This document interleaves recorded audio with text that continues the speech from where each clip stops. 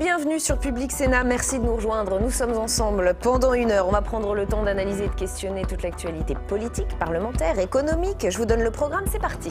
Dans notre grand débat, nous reviendrons sur la colère des personnels hospitaliers. Vaste mobilisation un peu partout en France. Il parle d'un secteur à bout de souffle, en burn-out, au niveau humain comme au niveau matériel. Emmanuel Macron annonce un plan d'envergure qui sera dévoilé dans le détail mercredi prochain. Est-ce que ça calmera la colère ? Hashtag ALPL pour réagir sur Twitter. Durant cette heure, nous irons également en salle des conférences. Nous recueillerons les réactions des sénateurs et sénatrices. Ce sera à votre micro, Fanny Conqui. Oui, nous serons avec Bernard Jaumier. Il est sénateur de Paris, il est médecin, il a travaillé à la PHP. Il nous donnera son point de vue sur les besoins de l'hôpital qu'il connaît bien. A tout à l'heure Fanny, et puis allons plus loin, c'est aussi le match des idées, confrontation de points de vue ce soir entre Agnès Verdier-Molinier et François Calfon. On va essayer d'interpréter ces mauvais chiffres du chômage qui viennent de tomber. Faut-il y voir un simple accident de parcours ou un vrai retournement de tendance? On ouvre la discussion avec nos invités après les premières explications de Jérôme Rabier. C'est une mauvaise nouvelle pour le gouvernement. À la surprise générale, le chômage repart légèrement à la hausse après 5 trimestres de baisse. Une semaine après l'entrée en vigueur des nouvelles règles d'assurance chômage, l'INSEE est formelle. Au 3e trimestre, il y a 10 000 chômeurs supplémentaires, soit une hausse de 0,1%. Le taux de chômage s'établissant à 8,6% de la population active. Mais pour la ministre du Travail, Muriel Pénicaud, il faut regarder les choses de manière plus large. Sur un an, le chômage il baisse quand même de 0,5 points. Ça veut dire quoi? Ça veut dire que 158 000 demandeurs d'emploi ont retrouvé un emploi. Et puis, vous avez vu il y a quelques jours, la dynamique de création d'emplois est très forte, avec plus de 260 000 emplois qui sont créés depuis un an. Donc, je crois qu'il faut continuer cette bataille pour l'emploi. Cette légère hausse est en effet une surprise, alors que les chiffres de création d'emplois publiés la semaine dernière étaient très positifs. Mais l'enjeu, c'est de faire coïncider les offres disponibles avec les personnes en recherche d'emploi. C'est l'objectif du gouvernement qui vante notamment ses réformes en matière d'apprentissage pour mieux coller aux besoins des entreprises. Mais ces effets sont incertains et peuvent prendre du temps. Malgré cette légère hausse, le gouvernement maintient son objectif d'atteindre un taux de chômage de seulement 7% à la fin du quinquennat. Et on retrouve nos invités du match du jeudi, Agnès Verdier-Molinier, bienvenue, directrice de la fondation IFRAP, auteur de En marche vers l'immobilisme, et François Calfon, bienvenue à vous également, conseiller régional d'Île-de-France, membre du bureau national du PS, cofondateur de Gauche Nouvelle. Le taux de chômage en hausse de 0,1 point au 3e trimestre, il est à 8,6%. Oui. François Calfon, comment faut-il le voir? Est-ce que c'est un simple accident? Alors, je pense qu'il ou la preuve de quelque chose de plus profond? Madame Pénicaud n'analyse pas le contexte macroéconomique, qui est quand même pas si bon que ça. C'est-à-dire qu'il y a quand même une restriction du commerce mondial, il y a un certain nombre d'incertitudes qui pèsent, et puis il y a une croissance qui certes est là, mais à un niveau assez flat, si j'ose dire. On est à 1,3%, quelque chose comme ça. Il faut regarder les chiffres qui sont à côté finalement de est-ce que c'est 0,1, etc. Les chiffres qui sont à côté, c'est qu'on a un taux d'emploi qui diminue. Donc ça veut dire quand même que il n'y a certainement pas d'adéquation entre l'offre et la demande d'emploi, de la précarité qui augmente. Et dans le 0,1, en fait, la baisse du chômage continue, je le dis à chaque fois, puisque tout est lié avec les retraites, continue pour, par exemple, les jeunes, donc ça se passe plutôt bien, mais ça se remet à augmenter pour les quinquagénaires, les plus de 50 ans. Donc il y a un moment donné où il ne faut pas avoir simplement une action comme le fait le gouvernement. Bon, ils l'ont fait un peu sur la formation, pas suffisamment. Ils le font, ils continuent de le promouvoir. Oui, on a vu un déplacement. On voit bien la tentation du gouvernement. Il y a une réforme comptable de l'UNEDIC et ils espèrent, dans le trimestre qui suit, avec le même nombre... Ah non, je pense que c'est pas ça leur calcul. Ils espèrent, avec la réforme de l'assurance chômage, je vous rappelle qu'il y a 1 600 000 personnes qui vont être impactées et un certain nombre qui vont rentrer dans ce effet de halo. Nous dit-on, l'OFCE nous parle d'1 600 000 personnes qui sont dans l'effet de halo de l'emploi, c'est-à-dire des gens qui ne sont plus dans les statistiques. Et en réalité, là, on reste sur les chiffres du chômage, des chômeurs indemnisés disponibles à la recherche d'emploi. Donc, la tentation, c'est de traiter les effets statistiques du chômage et donc de regagner dans le prochain trimestre comme ça. Parce que je rappelle, il veut atteindre les 7% à la fin. Oui, mais c'est ça qu'ils vont faire. C'est-à-dire qu'il va y avoir de la radiation administrative avec la réforme de l'UNEDIC. Là où il faudrait agir, puisque je suis souvent accusé, à raison parfois, de ne pas parler assez des aspects structurels. Dans les aspects structurels, il y a quand même, je vois le logo de Pôle emploi, il y a quand même peut-être une refonte, on y consacre plus de 3 milliards par an, une refonte de l'accompagnement à la recherche d'emploi et de la formation professionnelle qui n'est pas idéale en France, voilà, au chiffre de création d'emplois dont on parle. Agnès Verdier-Molinier. Pour moi, c'est pas très étonnant, c'est pas non plus catastrophique, faut pas exagérer. Enfin, on est dans une quasi-stagnation. Les chiffres d'avant étaient un tout petit peu dans l'autre sens, mais pas forcément énormément dans l'autre sens. Donc oui, 0,5 de baisse, 0,1 de hausse. Voilà, on est un peu dans l'épaisseur du trait. Je trouve que ça montre que le gouvernement atteindra très très difficilement son objectif de 7% de chômeurs. Ça, on l'a beaucoup dit. Certains économistes disent quand même qu'ils atteindront les moins de 8%. Même pas. Enfin, moins de 8%, ça fait jamais 7, forcément. Hein. Si vous êtes à 7,9 ou 7,8, voilà, enfin, on verra. On verra. Mais vu ce qui est en train de se passer, vu la situation en Allemagne de l'économie qui est en train de caler, vu qu'on est en fin de cycle, qu'on risque d'avoir l'année prochaine... vous savez, la France, elle est toujours un peu décalée par rapport aux autres. Alors, on a toujours l'impression qu'on va être préservé, mais en réalité, il faut l'espérer. Mais il y a quand même un risque que la croissance décélère vraiment jusqu'à la fin du quinquennat et qu'on soit plutôt dans les 1,2% de croissance jusqu'en 2022. Et en étant dans les 1,2% de croissance, on ne va pas faire baisser le chômage à 7%. Et quand François dit il y aura peut-être des radiations, etc., mais non, enfin, parce que là, on est sur le chômage au sens du BIT. Et le chômage au sens du BIT, c'est en fait un sondage.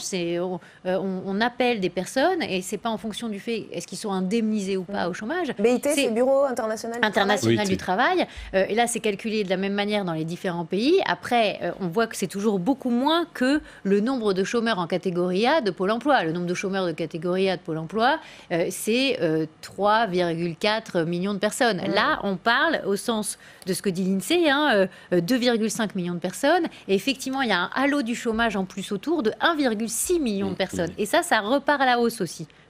Donc, il faut se dire que si vous additionnez les deux, vous êtes à plus de 4 millions de personnes qui sont en réalité toujours au chômage en France. Et donc, ce ne sont pas des bons chiffres parce que ce qui est important de dire, c'est que dans les pays du nord de l'Europe, on est au plein emploi. On n'est pas à 7% de chômage. On est à 3%, 4% de chômage, 5%. Alors, je ne parle pas des pays du Sud, je parle des pays du Nord qui ont fait leur réforme structurelle, qui ont remis la question de la création de valeur ajoutée au cœur de leur modèle.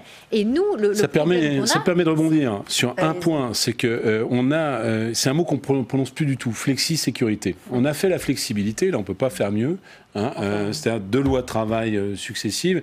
Bon, j'ai vu qu'ils avaient rangé dans le tiroir pour pas mettre des bûches dans l'incendie du 5 décembre, le travail de nuit, parce que c'était quand même au programme, le travail de nuit sans les augmentations qui vont avec, enfin sans les majorations pardon, qui vont avec. Donc côté flexibilité, franchement, c'est difficile de faire plus. Par contre, côté sécurité, et sécurité, les gens pensent c'est l'emploi à vie. Non, sécurité, c'est ce qu'on avait tenté de faire avec finalement tous les droits à la formation attachés à la personne et la capacité à changer de métier. Là, on est au pied de la montagne. J'ai parlé de la réforme de l'intermédiation du chômage. Moi, je souhaiterais que ce soit davantage régionalisé. Je me distingue peut-être même de mon propre parti là-dessus. Mais aussi, il faut qu'il y ait un vrai changement culturel sur l'emploi des seniors. Il faut que les respirations entre la création d'entreprises et le salariat soient beaucoup plus faciles. Il faut que nous puissions cibler la formation professionnelle au niveau des bassins d'emploi. En clair, ça veut dire que quand vous avez une difficulté, par exemple, conjoncturelle, dans le nautique, je parle de la France de l'Ouest vers Nantes, et ben vous pouvez réorienter les salariés vers l'aéronautique. Tout ça, on est quand même un tout petit peu, j'allais dire, à l'âge de pierre de ce travail d'adéquation entre les uns et les autres. On enchaîne les plans de formation avec tous les gouvernements. Et d'ailleurs, en fin de quinquennat, souvent, vous le savez bien comme moi, on bourre les plans de formation avec énormément de personnes. Oui, parce qu'il y a beaucoup trop de formation parking. Il n'y a pas assez de modifications structurelles de la formation professionnelle. Qui se retrouvent en catégorie D des catégories de Pôle emploi. Mais ça, vous parlez de traitement statistique. Moi, c'est pas de ça dont je parle. Bon, donc, on fait beaucoup de grands discours sur la formation. On consacre énormément de milliards à la formation. Et à la fin, on se rend compte que... Oui, mais là, regardez, c'est pas pour remplir quelques phrases dans un commentaire du chômage. C'est qu'on pose à peu près le même diagnostic, qui est que ça monte, ça descend, c'est à peu près stable. Il y a un nombre de créations d'emplois. Et par contre, le taux d'emploi diminue. Et par contre, la précarité repart. Donc, on est plutôt inquiet. Et ben, à un moment donné, si vous voulez enrichir la croissance en emploi, c'est pas simplement en contraignant les chômeurs à reprendre un travail, c'est en ayant un appareil de formation qui, dans l'idéal, ne fonctionne pas, qui soit beaucoup plus territorialisé, beaucoup plus agile et qui réponde. Parce que dans les pays scandinaves, c'est quand même de ça qu'il s'agit. Je pense qu'il faut aller plus loin. il faut se dire que si on veut remonter la pente sur le chômage, il faut créer beaucoup plus d'emplois dans nos entreprises. Et créer des emplois dans les entreprises, ça veut dire baisser la pression fiscale sur nos entreprises. C'est pas... on y revient. Non, mais je veux dire, c'est tellement évident. Ça veut dire aider la transmission d'entreprise, aider la création d'entreprise. Non, mais le gouvernement, à tort, pense que uniquement en faisant des réformes du marché du travail ou de la formation ou de l'assurance chômage, ça va résoudre le problème. Je ne vais pas m'en faire l'avocat, Agnès, mais bon, ils ont mis en place la flat tax et un certain nombre de dispositifs. Ça ne suffit pas. Non, mais la flat tax, ce n'est pas la fiscalité des personnes morales, des entreprises. Oui, la flat tax, c'était juste pour se remettre dans la moyenne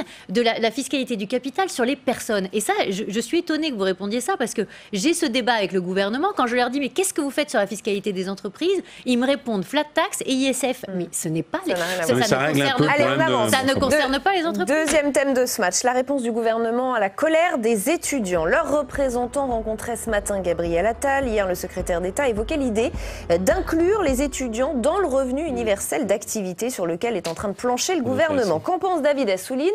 Comment voit-il les choses ? Le sénateur socialiste est au micro de Fanny Conti en salle des conférences.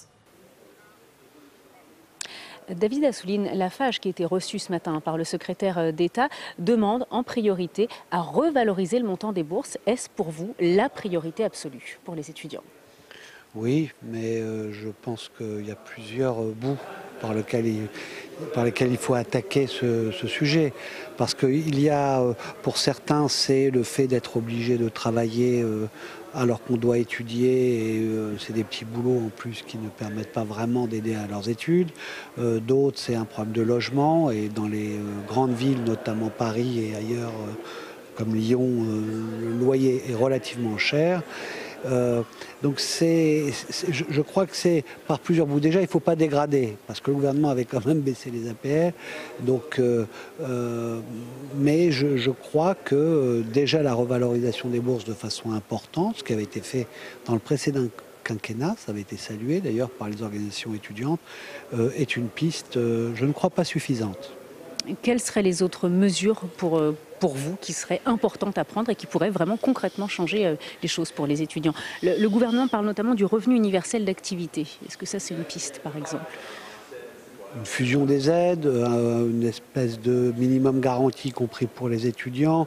À mon époque, on appelait ça l'allocation étudiante universelle. Bon, je crois qu'il faut des mesures tout de suite, parce que faire des montages comme ça, il faut un peu de temps. Mais ce sera utile quand même de les faire pour qu'il y ait une réponse structurelle de long terme.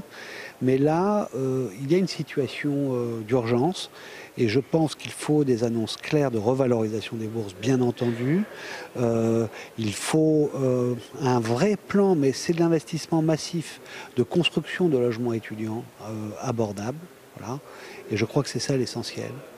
Dernière question, est-ce que vous pensez qu'il peut y avoir une convergence des luttes entre la colère des étudiants et la mobilisation qui se prépare le 5 décembre prochain ? C'est toujours possible. C'est une alchimie, c'est une mayonnaise qui est relativement imprévisible. Mais est-ce que les ingrédients sont là ? Bien entendu. Il y a une colère sociale énorme. Tout le monde le sent, tout le monde le sait, de secteurs très différents. Aujourd'hui, c'est l'hôpital et on sait que ça craque de partout. Tout ce qui était là avec le mouvement des Gilets jaunes n'est pas franchement réglé, tout ce qui est question de pouvoir d'achat. Et puis, il y a la jeunesse. Alors, bien entendu, quand tout cela fusionne, eh bien, ça peut être quelque chose de très, très important. J'espère pour le pays qu'il y aura satisfaction. Il y a un vote de budget en ce moment. On peut mettre sur la table des choses importantes, mais attention, le gouvernement n'a pas entendu la colère sociale. Merci David Assouline d'avoir répondu à mes questions. Et merci à vous, Fanny. Une réaction à François Calfon ? Une réaction à David Assouline, non, mais à ce que fait le gouvernement, oui. D'abord, est-ce que c'est subjectif, la misère étudiante ? C'est pas du tout subjectif, hein, c'est quand même bien réel, à la fois sur les conditions matérielles qui se dégradent. Suivant les chiffres de l'adresse, il y avait 17% environ des étudiants qui étaient sous le seuil de pauvreté. Écoutez, je les avais préparés, les chiffres. Bon, 20% sous le seuil de pauvreté, voilà. 37%, 37,5% ont une bourse liée à des critères sociaux, 13,5% renoncent à des soins, et un étudiant sur 5 aurait dépensé suffisamment. Et je vais rajouter, un étudiant sur 5, ça j'y insiste, y compris cette affaire qui est apparue comme une sorte de fait divers de cet étudiant qui s'immole par le feu. Quand vous avez 20% d'une catégorie d'âge qui, alors on sait qu'on a toujours des pensées plus, eh bien c'est un phénomène qui n'est pas isolé, c'est un phénomène tout à fait majeur. Donc ça, une fois posé ça, il y a une deuxième chose sur le diagnostic, je ne vais pas répéter ce qui a été dit, mais qui est terrible, c'est que le coût de la rentrée augmente. Et on peut dire qu'il y a des tas de catégories qui sont sous assistance de l'État ou des pouvoirs publics. Là, tout réuni, l'État paye pour 24% le système éducatif. Il y a des tas de catégories qui sont beaucoup plus subventionnées et les parents 38%. Et je peux vous dire que moi-même, j'ai 3 enfants étudiants et je ne fais pas partie des populations défavorisées. Ça coûte extrêmement cher les études, et notamment dans les métropoles, sur le logement. Alors, c'est l'un des volets de la politique du logement. Ils avaient baissé les APL qui ne fonctionnent pas, mais le logement étudiant est un problème tout à fait considérable. Ensuite, la question posée par Gabriel Attal, faut-il un revenu étudiant universel? En gros, faut-il un RSA jeune, un RSA étudiant? C'est ça la question dans la fusion des aides. Quand Michel Rocard a mis en place le RMI, il y a quelques années de ça maintenant, il y avait eu un vrai débat, et à l'époque, c'était un peu les socialistes qui, y compris au sein de cette famille politique, et un certain nombre d'entre nous, dont j'étais, je n'ai pas changé de point de vue, disaient qu'il ne fallait pas mettre les jeunes sous assistance dès l'âge de 16 ans, 17 ans, et qu'au contraire, alors ça c'est mon côté de gauche, peut-être que ça c'est mon côté incitatif, il fallait peut-être aider davantage sur des critères de méritocratie, je fais des études, des critères sociaux, avec le système des bourses qu'il s'agit de renforcer. Donc je vois bien qu'on aime bien avoir des espèces de couteaux suisses avec une sédimentation des aides.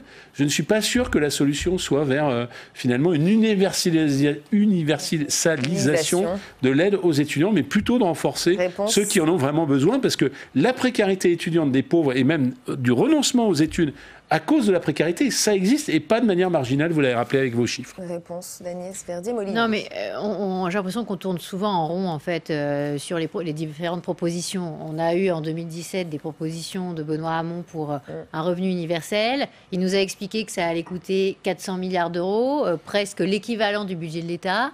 Ensuite, il a dit, ah bah non, finalement, c'est pas universel, c'est que pour certaines personnes sous critères de revenus parce qu'on n'a pas les moyens. Et puis alors, finalement, c'était devenu un truc à... on ne savait plus si c'était 30 milliards ou 70 milliards d'euros. Ça ne tient pas la route une seconde. On est déjà le pays qui dépense le plus en termes de protection sociale, 750 milliards d'euros de protection sociale par an.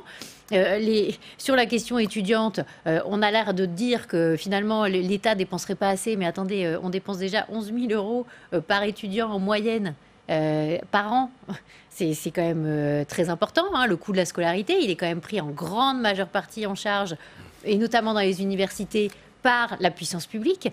Il y a déjà 2 milliards de bourses étudiantes, et vous l'avez rappelé, à peu près 40% des étudiants qui en bénéficient dans les universités. Donc à un moment, jusqu'où on veut aller, avec quel argent? Moi j'aime bien ce genre de propositions, mais c'est pour en fait faire du déficit et de la dette supplémentaire. Ouais, comment on finance? Et ça veut dire qu'on va, pour permettre aux générations actuelles de faire des études, empêcher les générations futures de faire des études. Parce qu'aujourd'hui, les taux sont hyper bas. D'accord, très bien, ok. Alors, c'est le moment de, soi-disant, parce que tout le monde est comme ça en ce moment, que ce soit sur l'ouvre-l'hôpital, sur les étudiants, les dépenses d'aide, etc. Alors, on a l'impression qu'il faut... on ouvre les vannes. Il faut ouvrir les vannes. Mais attendez, aujourd'hui, c'est pas cher.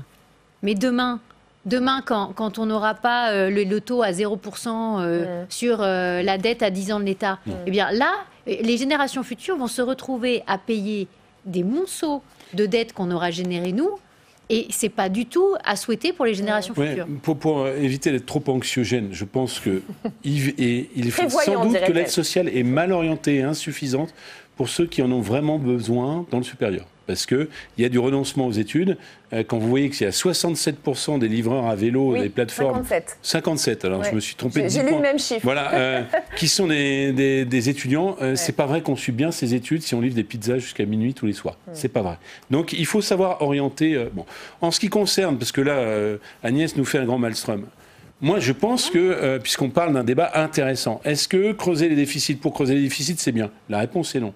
est-ce qu'il est intéressant d'avoir, et là je vais me concentrer sur le supérieur, d'avoir des investissements d'avenir sur le supérieur pour être dans le classement de Shanghai, pour proposer des formations innovantes, pour rattraper notre retard en intelligence artificielle. Ça, c'est le programme investissement d'avenir. Mais ça peut être évidemment de l'investissement avec des taux d'intérêt extrêmement bas, voire négatifs, qui ont un effet de levier sur l'avenir. Mais il ne s'agit pas, et moi là-dessus je vous suis, je ne suis pas aux responsabilités, mais ce serait ma philosophie, il ne s'agit pas de payer les dépenses de fonctionnement avec du déficit. Ça doit être que des dépenses structurantes ayant un effet levier. Et typiquement, quand je vois que le plateau de Saclay est encore un champ de patates et que ça prend un retard dingue et qu'on n'est pas capable de faire venir le métro du Grand Paris à Saclay, eh ben, on est en train de se tirer une balle dans le pied. Là, 1 ou 2 milliards, ça permet d'être juste à la dimension de Shanghai, de Los Angeles. On est parmi les pays qui aident le plus leurs étudiants. Quand vous avez entendu ce que j'ai dit, les statistiques. Non, mais j'ai entendu. Et j'ai trouvé intéressant.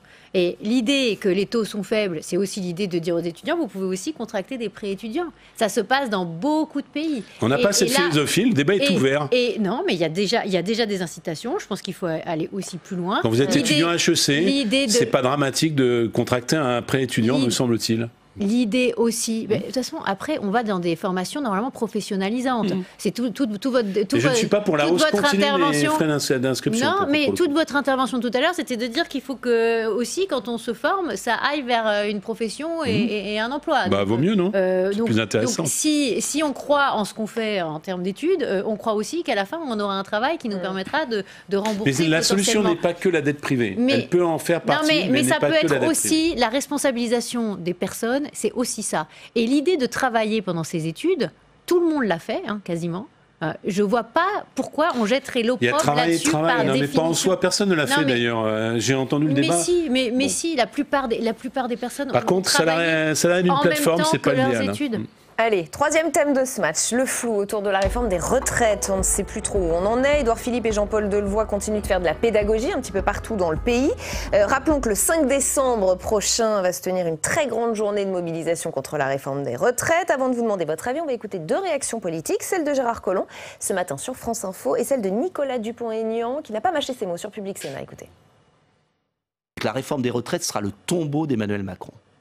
Parce que cette réforme est injuste, gravissime et ferait une baisse des retraites. Attention aux effets effectivement dévastateurs que peuvent avoir ces réformes. Alors, une réaction. Vous réagissez déjà, alors allez-y. Agnès Verdier. Non, mais la question, c'est quelle réforme ? Moi, je veux bien qu'on dise elle est comme ci, elle est comme ça, cette réforme. Mais moi, je ne sais pas de quoi on parle. Parce que je ne l'ai pas vue, la réforme.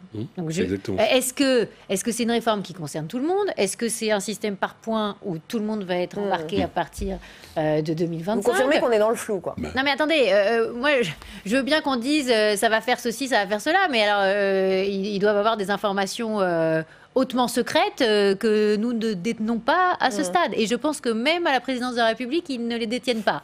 Donc, à un moment, il faut peut-être qu'on se pose, qu'on se dise, est-ce qu'on a vraiment envie de faire un méga truc universel par point, ou est-ce que finalement, on n'a pas des choses plus urgentes à faire, comme le report de l'âge, la convergence des modes de calcul, et puis après, effectivement, on prévoit une deuxième étape, et elle se fera dans un autre quinquennat. De toute façon, ça, on l'avait déjà compris.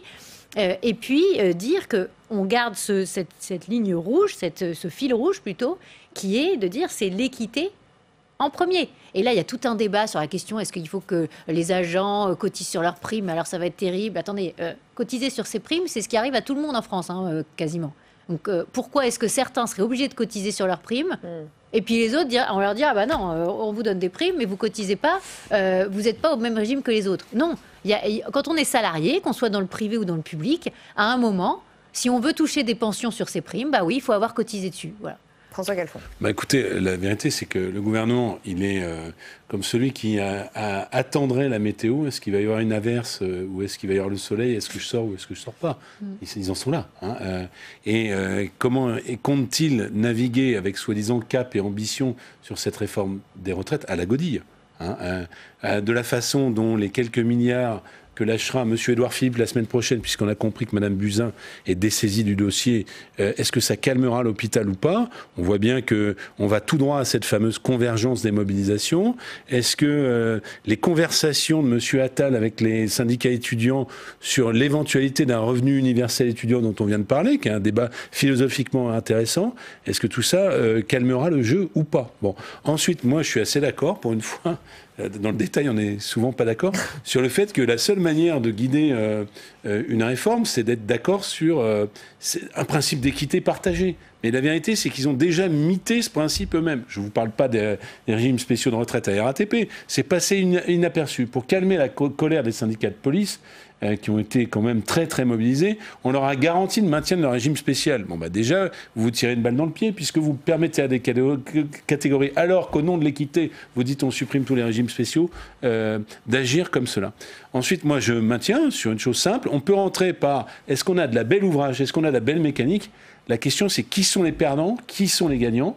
Et en l'occurrence, je persiste et je signe, les gens ne sont pas experts, mais ils voient si la situation est favorable pour eux ou pas. Et il y a plein de gens, parce que malheureusement, la question de la pénibilité, elle est souvent très mal appréhendée. Il y a plein de gens qui vont se sentir de plus en plus vieux, de plus en plus précaires sur le marché du travail, avec une ligne d'horizon qui se repousse, c'est-à-dire la capacité à partir en retraite avec une retraite décente. Et ça, toute la technostructure... Et on s'arrêtera là. Ajoutons que sur la convergence des luttes, quelle que soit la réforme, même s'il n'y a pas de réforme, il va y avoir une convergence. Pourquoi?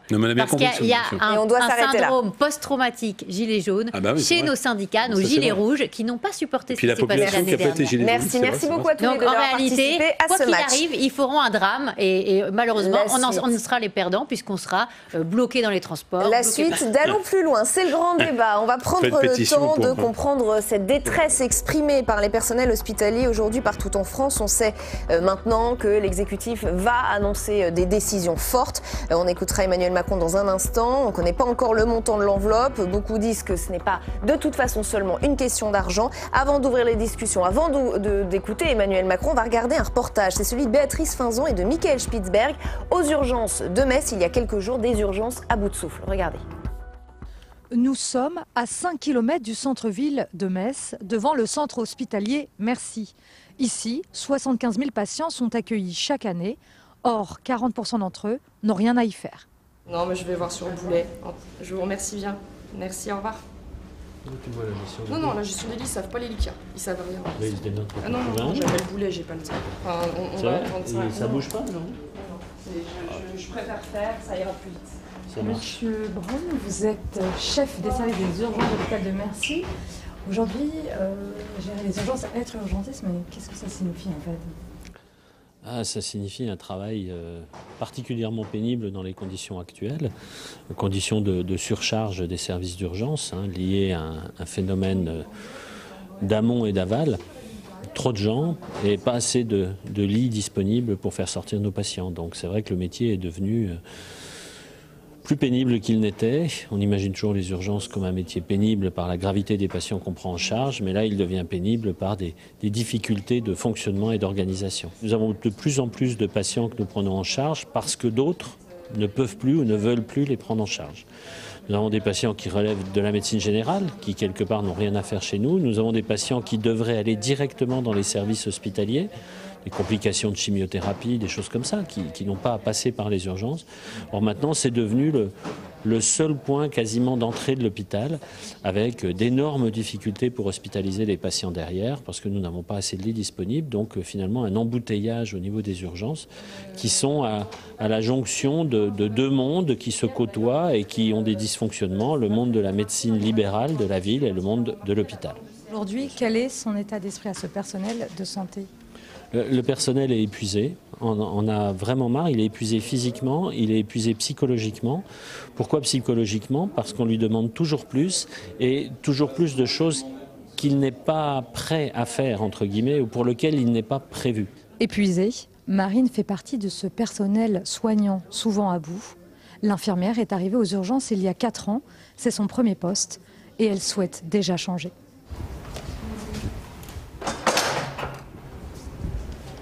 Marine, quand vous avez commencé, vous imaginez cette situation?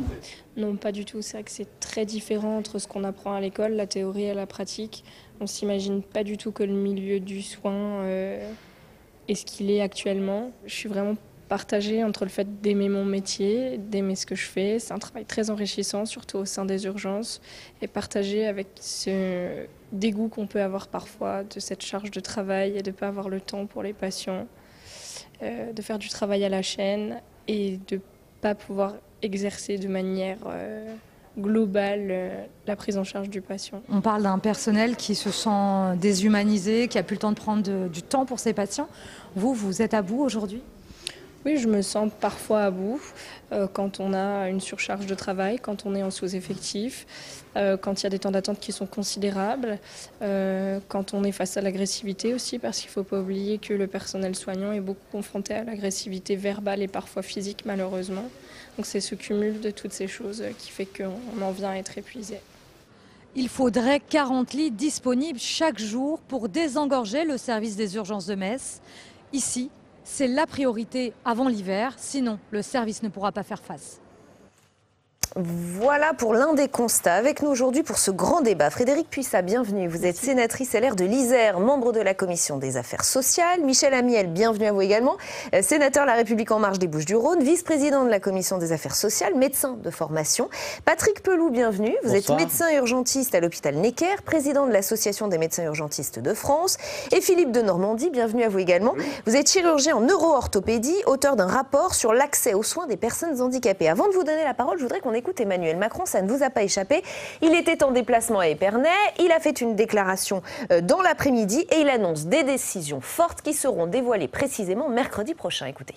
Tout ce qui a été fait par le gouvernement va donc dans le bon sens, mais j'ai demandé au gouvernement, à la ministre de la Santé, à plusieurs de ses collègues et sous l'autorité du Premier ministre, de travailler avec vigueur pour un plan d'action renforcé et des décisions fortes qui seront annoncées par le Premier ministre au sortir du Conseil des ministres de mercredi prochain.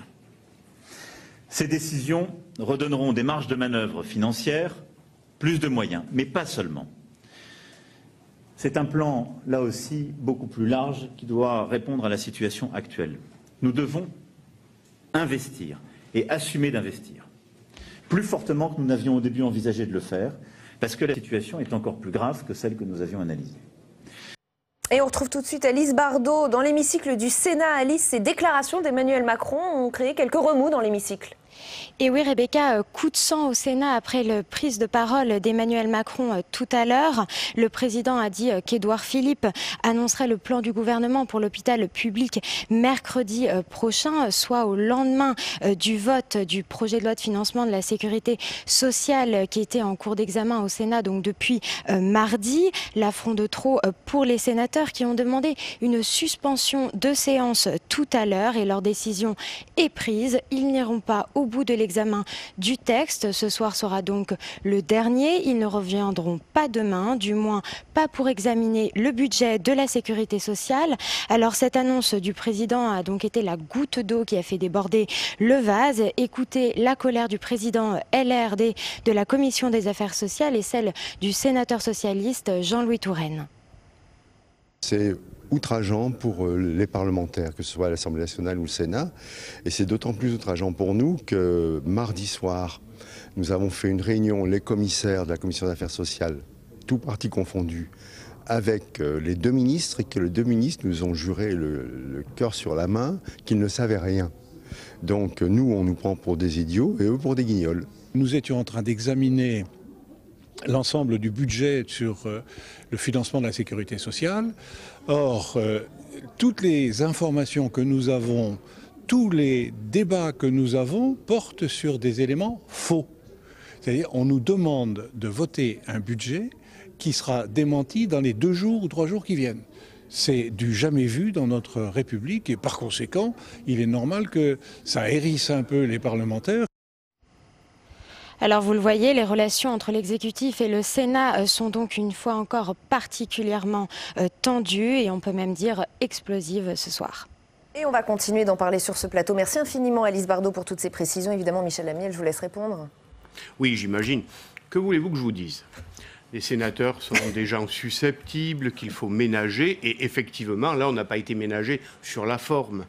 En plein débat de projet de loi de financement de la sécurité sociale avec des mesures budgétaires très fortes, on nous annonce que finalement, ces mesures budgétaires vont être balayées d'un revers de main et qu'on va en prendre d'autres. Et effectivement, il y a de quoi avoir un petit mouvement d'humeur. C'est quoi ? C'est de la maladresse ? C'est du mépris ? Oh, mépris, non. Maladresse, sans aucun doute. Par contre, il ne faudrait pas, selon moi, que la forme prenne le pas sur le fond. Ce qui compte, c'est bel et bien les mesures que le président n'a d'ailleurs pas annoncées, qu'il a annoncé que le gouvernement allait annoncer mercredi. Oui, et d'ailleurs, Édouard Philippe, pas Agnès Buzyn. Comment ? D'ailleurs, Édouard Philippe s'en chargera, pas Agnès Buzyn. Oui, au plus haut niveau de l'État. Et donc, ce qui compte, c'est l'aspect quantitatif, budgétaire, et l'aspect qualitatif, organisationnel. Mais on sait très bien, en même temps, c'est le cas de le dire, qu'on ne réorganise pas l'hôpital en 6 mois. Il y a dans le plan santé 2022 des choses qui ont été annoncées, des choses qui commencent à se mettre en place. On commence. Restons encore un petit peu peut-être sur ce volet politique avant de vous donner la parole sur ce qui se passe sur le terrain. Frédérique Puissat, comment Non, moi je voulais simplement rebondir sur les propos de mon collègue Michel Agnel. Nous ne sommes pas susceptibles. Nous sommes, pardon de le dire, le Sénat, composante du Parlement, avec effectivement l'Assemblée nationale qui a voté un projet de loi de finances 2020 qui va être déjà caduque, et nous qui sommes en train de discuter d'un projet qui, le lendemain où nous l'aurons voté, sera aussi caduque. Donc je ne pense pas que ce soit sur cette thématique-là de la susceptibilité qu'il faille poser le débat. La question est de savoir comment on organise notre pays, étant entendu que je vous rejoins parfaitement, nous sommes sur une logique où le pays est en forte tension, où on a de vraies difficultés et il faut qu'on puisse aboutir. On n'aboutira pas seul, et ce n'est pas, excusez-moi de le dire, mais un homme, tout puissant soit-il et peut-être si intelligent soit-il, qui va trouver les solutions à des problématiques d'envergure qui vont être énoncées par nos collègues. Donc là-dessus, je pense que c'est important qu'on rappelle que notre décision, qui effectivement, ça a été souligné par votre collègue, est une décision... J'allais dire, je crois qu'elle ne s'est jamais produite. Alors, on ne sait pas encore si on va siéger ou pas. N'allons pas trop vite, puisque le bureau doit se réunir ce soir. Et à 19h, on saura si on continue ou pas ce PLFSF 2020. Alors, on va poursuivre ce tour des réactions des sénateurs, puisque Fanny Conquis, vous êtes en salle des conférences avec Bernard Jomier. Oui, Bernard Jomier, on le sait, un plan sera annoncé mercredi par le Premier ministre. Emmanuel Macron parle d'investissement massif. Est-ce que vous avez l'impression que l'État a pris la mesure de la crise qui touche l'hôpital ? J'espère que cette fois-ci, il commence à ouvrir les yeux, parce que ce qu'on voit, c'est que depuis des mois et des mois, où on alerte, où on dit que l'hôpital ne vit pas une énième crise, mais que c'est un problème qui est profond et qui nécessite une remise à plat qui touche sur les missions de l'hôpital, les organisations et le financement, on n'est pas entendu. On n'est pas entendu au point qu'on arrive maintenant à devoir voter le budget social de la nation avec des chiffres qui sont faux, qui sont déjà périmés, puisque des mesures nouvelles vont être annoncées au lendemain du vote. Donc on voit bien que le gouvernement navigue un peu à vue, et je crois qu'il est temps de mettre tout le monde autour de la table dans une forme d'états généraux de l'hôpital pour que l'ensemble de ces sujets soient abordés. De quoi l'hôpital a besoin concrètement ? Il n'y a pas une mesure qui permettrait de résoudre la situation, bien sûr, mais l'hôpital a un problème de mission. Que demande-t-on aujourd'hui à l'hôpital et à l'hôpital public, singulièrement dans notre pays ? Qu'est-ce qu'on lui demande de faire ou de ne pas faire et de laisser aux autres acteurs du système de santé ? Il a un problème d'organisation. On lui a demandé de se réorganiser sans cesse, mais dans le même temps, le modèle de gouvernance hôpital-entreprise institué il y a une petite dizaine d'années par la loi pose beaucoup de problèmes, et c'est une des causes d'ailleurs de la fuite de beaucoup de médecins de l'hôpital public. C'est ces problèmes de gouvernance et d'organisation. Donc il faut revoir cette gouvernance. Et puis enfin les financements. Le financement à l'activité a une part d'intérêt, mais il produit beaucoup d'effets pervers. Il faut le revoir, et le rythme qui était enclenché parce que la ministre a pris conscience de ces problèmes est beaucoup trop lent.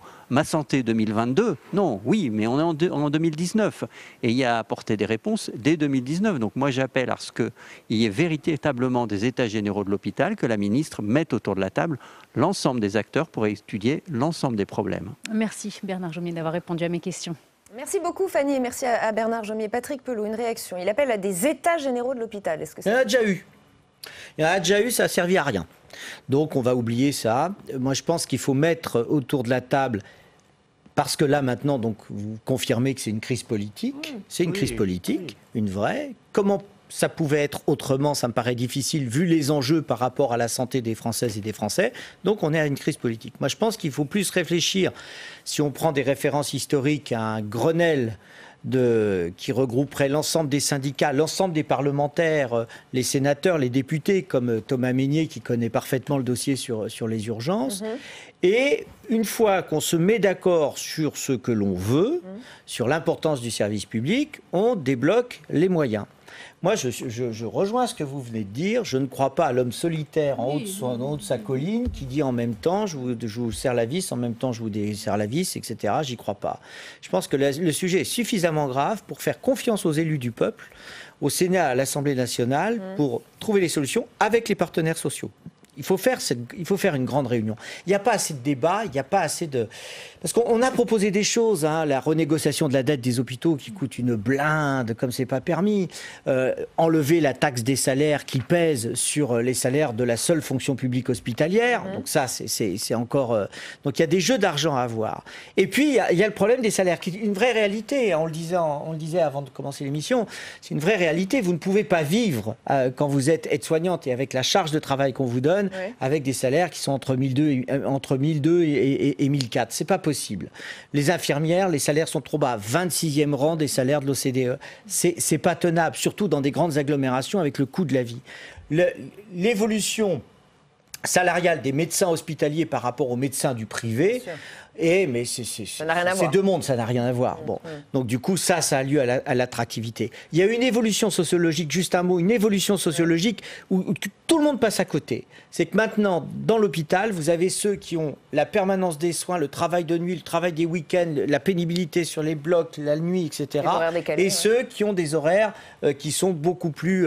et qui font un travail important, c'est pas ce que je dis, ils font un travail important, mais ils n'ont pas la contrainte autant. Donc il y a deux mondes.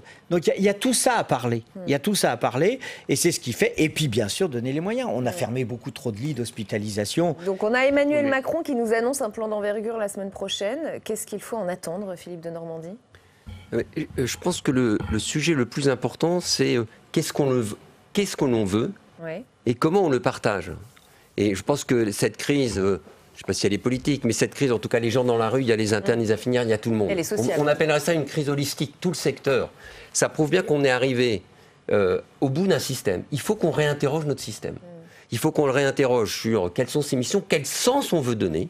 Parce qu'on voit bien, c'est frappant, tous les professionnels, du jeune au plus vieux, ils disent qu'il y a une perte de sens.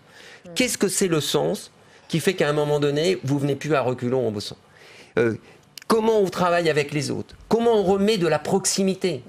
Comment on repense de la proximité? On voit bien qu'il y a un sujet de territoire, de proximité. Arrêtons de penser que tout est pareil partout. Donc on a quelques grands principes sur lesquels il faut qu'on réfléchisse. Et puis ensuite, on verra, pour répondre à ces enjeux, ces principes, il y a de multiples actions concrètes. Mais je crois qu'il ne faut pas non plus qu'on se trompe. Réfléchir d'emblée uniquement quelques mesures, sans poser des vraies questions de fond, qui expliquent qu'aujourd'hui, on a eu des lois... Qui prendra du temps, ce qui prendra encore du temps. Non, mais je pense que dans ce schéma-là, il faut accepter, on se dit aujourd'hui, il y a des mesures immédiates qu'il faudra prendre, mais ces mesures immédiates, par nature, il faut qu'elles rentrent dans quelques grands principes qu'on va tous partager ensemble, qui font que ça va redonner du sens, ça va redonner de la confiance, ça va redonner de la reconnaissance. Donc des mesures d'urgence et des mesures structurelles bien plus sûr, tard, et les après mesures discussion. structurelles, regardez le plan la santé, mais il y a eu une grande majorité de gens qui disent on va plutôt dans le bon sens. Le problème, c'est qu'on voit bien qu'à un moment donné, il faut qu'on se repose des questions de fond. Est-ce qu'aujourd'hui, le statut de l'hôpital, dans son mode de fonctionnement, dans son mode de gestion, on parlait des différentes lois, est-ce qu'elle permet de donner cette souplesse, ce fait que les gens ensemble puissent travailler en fonction de leur proximité? Donc c'est évident qu'il y a une certain nombre de mesures très concrètes qu'il faut faire. Je suis tout à fait d'accord, sur les salaires, je faisais partie de la mission El Khomri. Quand je vois les difficultés qu'ont les aides-soignantes et les auxiliaires de vie, on ne peut pas en rester là. Il faut qu'on prenne des mesures. Mais en même temps, il faut que ces mesures... Voilà, on puisse partager. Je pense qu'on a une opportunité exceptionnelle parce que ça va tellement mal que collectivement, on appelle ça les parties prenantes, les politiques, les usagers et les professionnels, je pense qu'on est arrivé au moment où on est capable, alors je ne sais pas si c'est le Grenelle, mais il faut qu'on ait cet enjeu, cette ambition pour ensemble refonder ce système. Les mesures d'urgence, elles sont financières. Il ne faut pas se cacher derrière le petit doigt. Augmenter les salaires, rendre l'hôpital plus attractif en matière de personnel, ça passera par mettre des budgets. Combien? Oh, alors, attendez, je vais vous donner un chiffre qui, bien évidemment, ne couvre pas la totalité, mais c'est le chiffre qu'on a évoqué tout à l'heure avec Patrick. L'augmentation de 100 € du personnel infirmier, ça représente un budget d'1,3 milliard. Juste pour les infirmières ? 100 € pour les infirmières. 100 €. Voilà, c'est un chiffre, mais c'est une goutte d'eau par rapport à ce qu'il faut. Parce que le problème des urgences, que je ne connais pas trop mal non plus, les lits d'aval. Oui. Mais s'il n'y a pas le personnel pour les faire retourner, vous pouvez créer tous les lits d'aval que vous voulez. Et je vais plus loin, vous pouvez ouvrir des postes à la vacance, comme on dit en termes techniques. Si le personnel n'est pas là, le personnel n'est pas là. Après, d'une façon plus structurelle, pour moi, je le dis sans pointer quiconque, mais la loi 2009 HPST a été une catastrophe. Total. De qui ? Une loi de qui ? Bachelot. Bachelot, la loi Bachelot, c'était voilà, la droite qui était au pouvoir. Mais on n'est pas en train de se renvoyer quoi que ce soit. On est en train de se dire il y a des modèles qui n'ont pas marché et essayons de gérer ensemble les responsabilités. Mais je crois quand même qu'il faut rendre au médical, et n'y voyez pas une question d'hégémonie du pouvoir.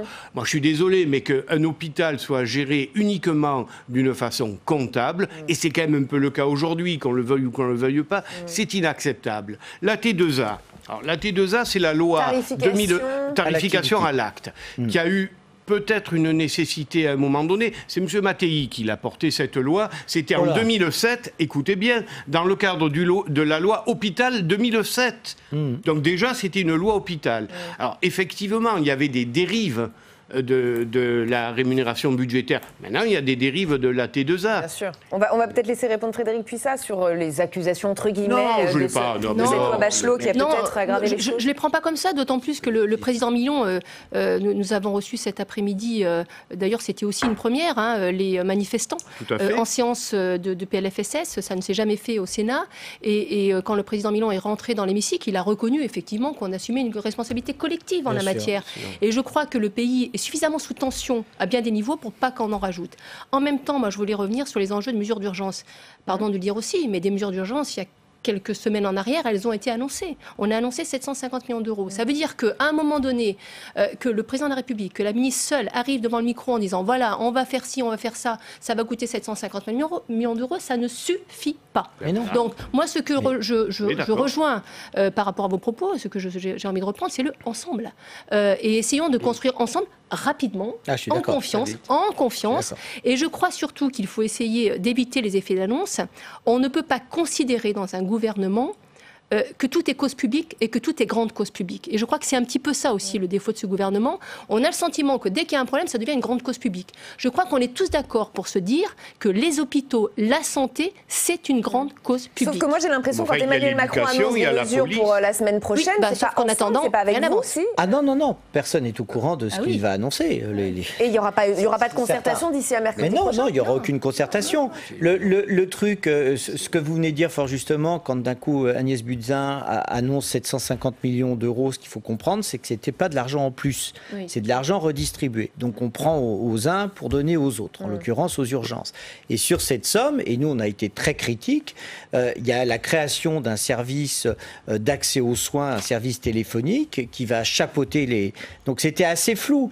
Là ça prend forme, on comprend vers où ils veulent aller. C'est-à-dire qu'en gros, c'est-à-dire qu'en gros on irait vers un numéro, enfin, un seul numéro d'urgence en France, le 112, que les Françaises et Français appelleraient pour que, quel que soit le problème urgent. Et là, vous auriez une interconnexion, un travail commun entre police, gendarmerie, pompiers, SAMU, d'accord ? Et puis un numéro santé, d'accord ? Donc il n'y aurait plus que 2 numéros. Moi, je suis assez pour la simplification des systèmes, etc. Mais... quand on regarde ce projet qui est ambitieux de Thomas Mesnier, c'est un projet ambitieux mais très intéressant à comprendre, ça va manquer de moyens. C'est là où d'un coup on peut avoir de bonnes propositions, mais ce que vous disiez tout à l'heure, il faut de l'argent en plus. Mais le drame qu'on a, parce que ce que disait Philippe de Normandie est juste, aujourd'hui, à l'assistance publique hôpitaux de Paris, vous avez 900 lits qui sont fermés par manque de personnel. Alors nous voilà avec une ambiguïté absolument géniale. Nous avons 10 millions de chômeurs. Voilà des métiers passionnants parce que c'est des métiers humanistes qui portent des valeurs nobles de la relation humaine, d'aide à l'autre. personne ne veut les faire. Donc on a vraiment des ambiguïtés dans ce pays. Et en effet, comme vous disiez, c'est d'abord et avant tout un problème de grille salariale et de progression dans les carrières, bien sûr. Je pense qu'il y a un problème de moyens. Je pense que derrière ça, il faut en même temps qu'on arrive à balayer un peu sur tout ce qui est inutile. Et enfin, il y a un sujet de la pertinence. Je veux dire, les moyens, il y a également à se réinterroger comment on peut se redonner les moyens dans les systèmes existants. Il y a quand même il y a l'hôpital qui est en crise à certains endroits, à d'autres endroits il fonctionne, et il y a des établissements, je pense aux ESPIC, par exemple, qui fonctionnent bien. Donc en même temps, il faut se dire qu'il y a des exemples et il y a des réflexions à les prendre ailleurs.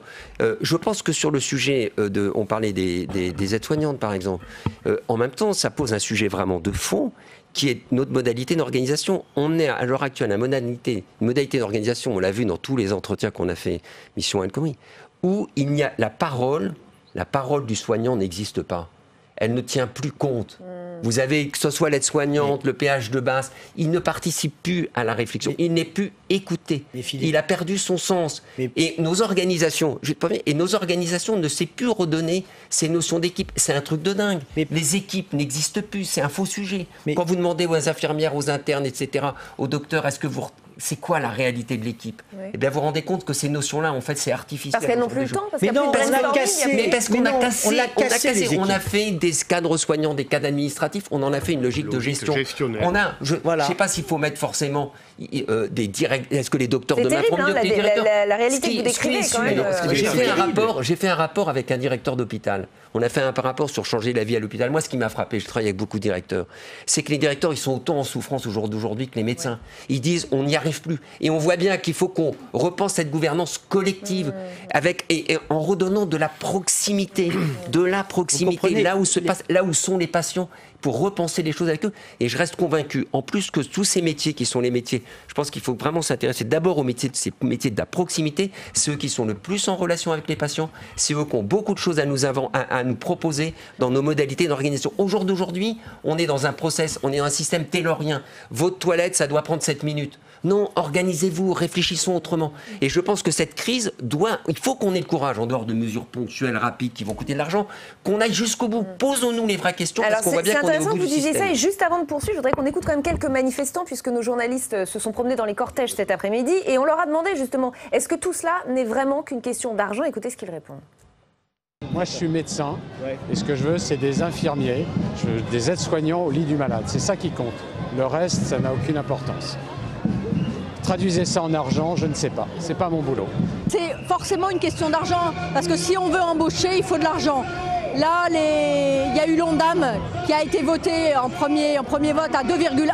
La Cour des comptes demande 4,4 pour être correctement. La CGT demande 5%. Donc oui, c'est une question d'argent, parce que s'il y a une augmentation de salaire, ça veut dire que derrière, les hôpitaux, ils devront débaucher du personnel. Donc c'est pas possible. On veut une augmentation de salaire, plus de personnel et des moyens matériels, pouvoir travailler correctement, humainement. Voilà.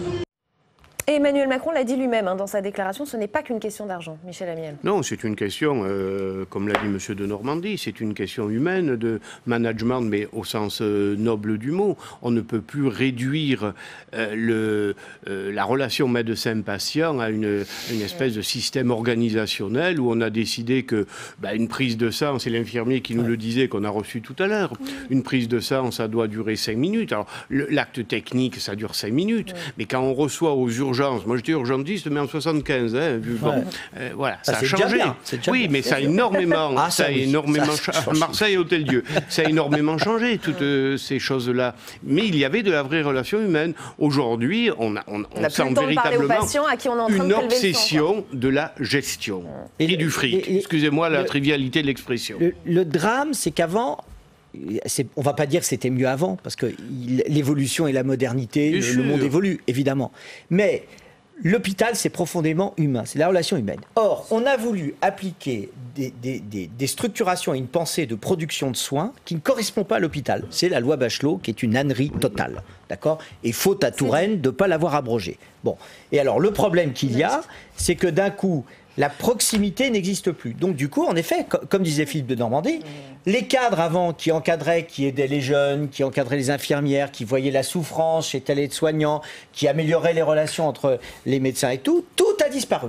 Ce qui fait que plus personne n'est responsable. Et là, pour parler par exemple de l'assistance publique, on avait les pôles, c'est un carnage total en termes de management, d'accord. Là, on vient de faire des mégapôles, c'est-à-dire que vous avez des médecins, des directeurs médicaux universitaires qui deviennent directeurs d'un truc qui est plus gros que certains hôpitaux en France. Donc au lieu de revenir à l'échelle humaine, on a agrandi l'échelle. Agrandi, et du coup, d'un coup, quand vous regardez, parce que ce qui est intéressant, c'est de comparer, puisque sans arrêt on nous compare au privé, de voir ce que font les grands systèmes, les grandes entreprises. Et bien vous apercevez que redescendre sur du management de proximité, pour être bienveillant, avec ce mot-là important. Le mot bienveillant à l'hôpital, il est écartelé pour devenir burn-out, d'accord. Mais à chaque fois, on vous le sort en disant, on va vous faire une madame qualité, et il y a une madame qualité qui apparaît, qui est généralement plus perverse que les autres, et d'un coup on lui dit c'est elle qui va faire la bienveillance. Ça ne marche plus, et du coup il y a un ras-le-bol profond des personnels. Frédéric Puissat. Non, moi je voulais simplement revenir sur les enjeux financiers qui effectivement ne sont pas les seuls, mais quand même un petit peu.